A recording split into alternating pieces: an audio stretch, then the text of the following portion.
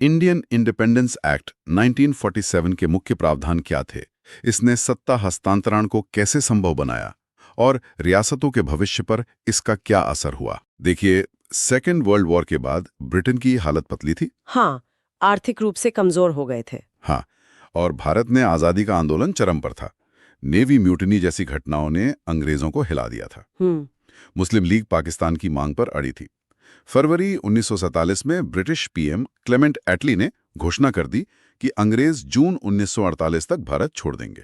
जून 1948 की डेडलाइन। हाँ, सत्ता हस्तांतरण की प्रक्रिया तेज करने के लिए लॉर्ड माउंटबेटन को वायसराय बनाकर भेजा गया। माउंटबेटन। उन्होंने 3 जून 1947 को अपनी योजना पेश की, जिसे माउंटबेटन प्लान कहते हैं। इसमें भारत के विभाजन और पाकिस्तान के निर्माण का प्रस्ताव था, जिसे कांग्रेस और मुस्लिम लीग दोनों ने मजबूरी में ही सही मान लिया। हाँ, इसी प्लान को लागू करने के लिए ब्रिटिश संसद ने फटाफट इंडियन इंडिपेंडेंस एक्ट 1947 पास किया, जो जुलाई 1947 में लागू हो गया। तो इस एक्ट ने क्या किया? Final act. इसने कई ऐतिहासिक काम किए। पहला, इसने 15 अगस्त 1947 को भारत में ब्रिटिश शासन समाप्त कर दिया और भारत को एक स्वतंत्र और संप्रभु सॉवरन राष्ट्र घोषित किया। आजादी। हाँ।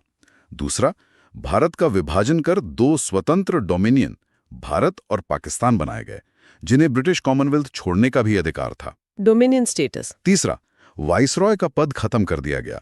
हर डोमिनियन के लिए एक गवर्नर जनरल का पद बनाया गया, जिसे ब्रिटिश क्राउन ने डोमिनियन कैबिनेट की सलाह पर नियुक्त करना था, और लॉर्ड माउंटबेटन आजाद भारत के पहले गवर्नर जनरल बने। हाँ। चौथा, दोनों डोमिनियन की संविधान सभाओं कॉन्स्टिट्यूएंट असेंबलीज को पूरी शक्ति दी गई कि वो अपने देश के लिए संविधान बनाएं और किसी भी ब्रिटिश कानून को, यहां तक कि इस इंडिपेंडेंस एक्ट को भी रद्द कर सकें। यानी संविधान सभाएं पूरी तरह सॉवरेन बन गईं, पूरी तरह से आजाद। बिल्कुल, अब वो किसी भी तरह का संविधान बना सकती थीं। पांचवां, secretary of state for India का पद खत्म कर दिया गया। अच्छा। छठा, और ये बहुत महत्वपूर्ण था, भारतीय रियासतों प्रिंसली स्टेट्स पर ब्रिटिश क्राउन की सर्वोच्चता, पैरामाउंटेंसी और स्यूजेरेनिटी समाप्त हो गई। हाँ, ये सबसे क्रिटिकल पॉइंट था। उन्हें आजादी दी गई कि वे चाहें तो भारत में मिले, पाकिस्तान में मिले या स्वतंत्र रहें। ये रियासतों वाला पॉइंट तो बड़ा खतरनाक था। इसने तो भारत के टुकड़े टुकड़े होने का खतरा पैदा कर दिया था। करीब 550 से ज्यादा रियासतें थीं। हाँ, ये एक बहुत बड़ी चुनौती थी स्वतंत्रता के तुरंत बाद। सातवां, जब तक नया संविधान नहीं बन जाता, तब तक दोनों डोमिनियन का शासन गवर्नमेंट ऑफ इंडिया एक्ट 1935 के तहत चलना था, लेकिन डोमिनियन चाहें तो इसमें बदलाव कर सकते थे। अच्छा, अंतरिम संविधान की तरह। हाँ। आठवां, ब्रिटिश सम्राट का विधेयकों पर वीटो का अधिकार खत्म हो गया। नौवां, भारत का सम्राट एम्परर ऑफ इंडिया का शाही खिताब भी खत्म कर दिया गया। तो इस एक्ट ने कानूनी तौर पर ब्रिटिश राज खत्म किया और सत्ता भारतीयों को सौंप दी।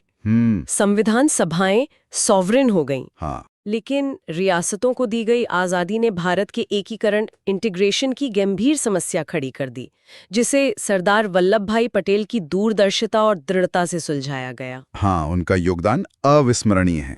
Mains takeaway. 1947 Act ended British rule, created India and Pakistan, made constituent assemblies sovereign. But the choice given to princely states created the complex issue of integration. एकदम सही। Prelims takeaway. Indian Independence Act 1947. Independence date August 15, 1947. Partition. India, Pakistan dominions. Viceroy post abolished.